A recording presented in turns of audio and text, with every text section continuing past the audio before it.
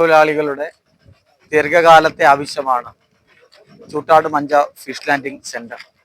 മത്സ്യത്തൊഴിലാളികൾ നിരന്തരമായി വലിയ പ്രയാസം പങ്കുവെച്ചുകൊണ്ടിരിക്കുന്ന ഒന്നാണ്. കാരണം മത്സ്യം പിടിച്ച് ലാൻഡിങ്ങിന് സൗകര്യമില്ലാത്തതിൻ്റെ ഭാഗമായി മണിക്കൂറുകളോളം കടലിൽ നിൽക്കേണ്ടി വരുമ്പോൾ അവർ പിടിച്ചു കൊണ്ടുവരുന്ന മീനിന് അവരുടെ വിയർപ്പിനനുസരിച്ചുള്ള തുക ലഭ്യമാകാതെ പോകുന്നു എന്നത് തീർച്ചയായും മത്സ്യത്തൊഴിലാളിയുടെ ഒരു കണ്ണുനീര് തന്നെയാണ്. അപ്പോൾ ആ പ്രശ്നത്തിന് പരിഹാരം കാണാൻ മത്സ്യത്തൊഴിലാളികൾ തന്നെ പങ്കുവെച്ചത് ഇവിടെ മനോഹരമായ ഒരു ഫിഷ് ലാൻഡിംഗ് സെന്റർ വേണം എന്നാണ്. അപ്പോൾ MLA എന്ന രീതിയിൽ മത്സ്യത്തൊഴിലാളികൾ ആവശ്യം മുന്നോട്ട് വെച്ചപ്പോൾ നമ്മുടെ മണ്ഡലത്തിന് ഒരു ഹെഡ് ബഹുമാനപ്പെട്ട മുഖ്യമന്ത്രി അനുവദിച്ചിരിക്കുകയുണ്ടായി.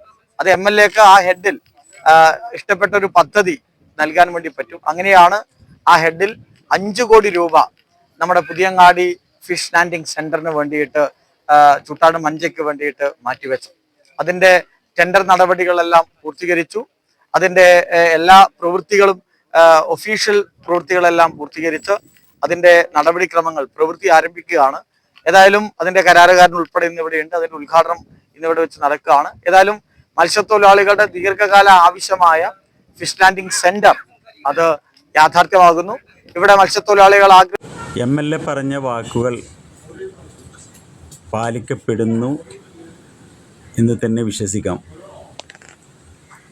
കാരണം കണ്ണൂർ ചൂട്ടാട് മിനി ഹാർബർ അതിൻ്റെ പ്രവൃത്തി ആരംഭിച്ചു കഴിഞ്ഞു. എത്രയും പെട്ടെന്ന് തന്നെ അതിൻ്റെ എല്ലാ പണികളും പൂർത്തീകരിക്കട്ടെ.